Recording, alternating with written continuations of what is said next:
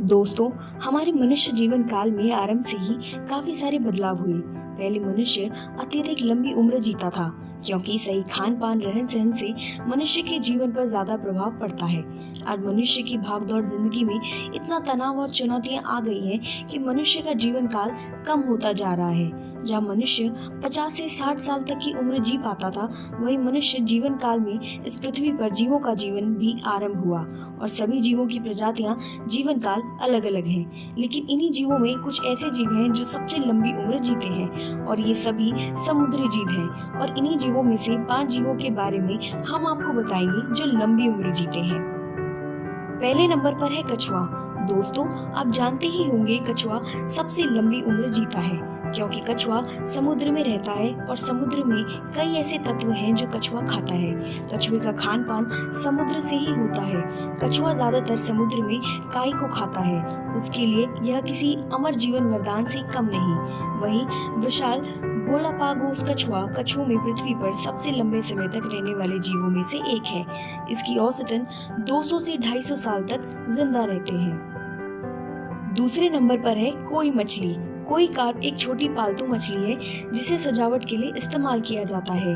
कोई कार्प प्रजाति की सबसे पुरानी मछली जापान में 1977 में 226 साल की उम्र में मर गई। औसतन ये 40 से 50 साल जीवित रहती है।